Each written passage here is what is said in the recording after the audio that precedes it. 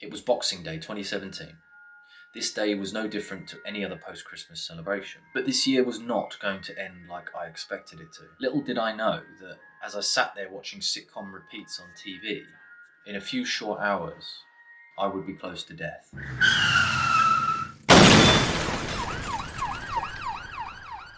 I'll tell you the story of what happened that night, but first, you need to know what came before it.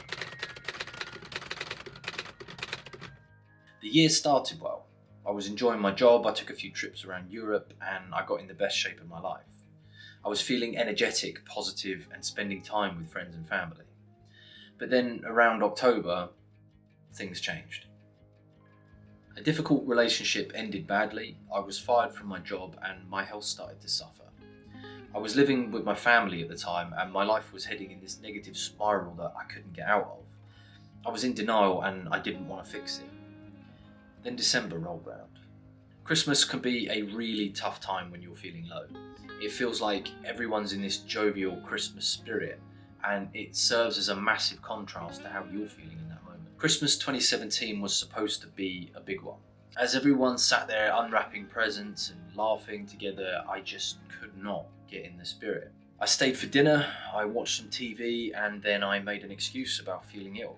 I held it together for just long enough to say my goodbyes to everyone, and when I got into the car, all that emotion I'd been suppressing for all these months just came rushing up to the surface. And I burst into tears. I was sobbing like a little boy. Eventually, I managed to pull myself together enough to start the 20-minute drive home. My wipers were struggling to keep up with this sudden, violent downpour. I drove cautiously, but this was a drive I'd done dozens of times before, and I knew the route like the back of my hand. I just wanted to get home, where I could be alone and process my thoughts. But the universe had other plans for me.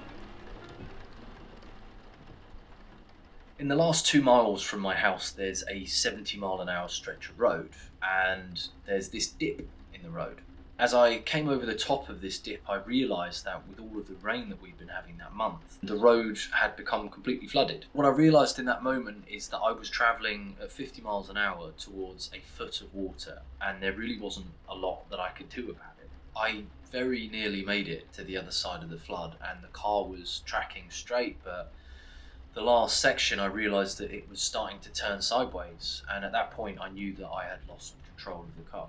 In that moment, all I could do was sit and wait as my car hurtled towards a bank of trees. This footage was from just after the accident. So I've just had a pretty fucking horrendous car accident.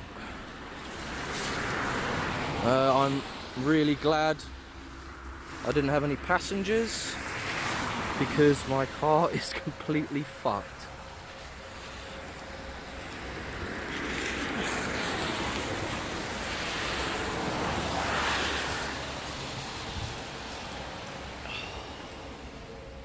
I had come off the road and hit a set of fence posts. The first one jumped up and peeled the roof off the car like a tin can.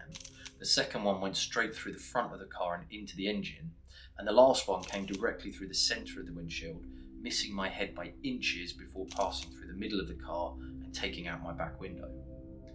Some pictures from the next day show the extent of the damage and just how lucky I was to walk out that car. Looking back at these images still gives me chills today.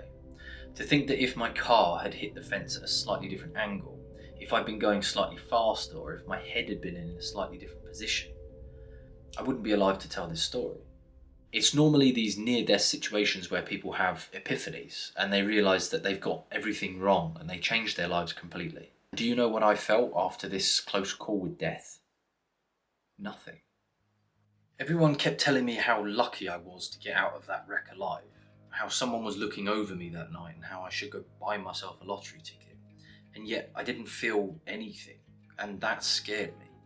Surely you can't go through an experience like that without it meaning something. For months I wondered why I couldn't appreciate the life I had, which could so easily have been taken from me. That was 6 years ago now, and I've had a lot of time to think about that accident. And what I've come to realise is that events like that in our lives only really have meaning when we give it to them. If we believe that something is significant and meaningful to us, then it is. Meaning is a very personal thing, And I feel like that's why some people can get upset about things that you can't understand, or why they find a lot of joy and pleasure and happiness in things that you find boring or mundane. At the time, it felt like my life didn't have any meaning. And so when I had that accident, it was just a set of lucky coincidences that led to me walking out alive.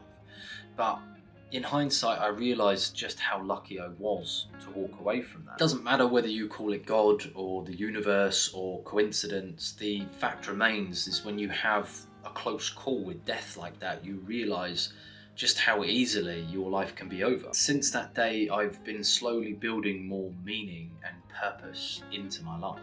Things happen to us in life, things that take away our power, things that are cruel and unfair, things that make us feel depressed and anxious.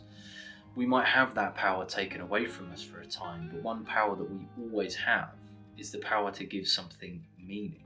I wanted to say that my life changed overnight after the accident, but it didn't.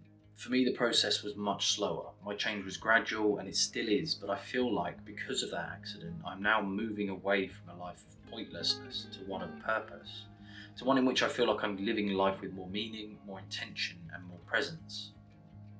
While I hope that you never have a car accident like I did, I do hope that this video has shocked you into thinking about your own meaning and purpose.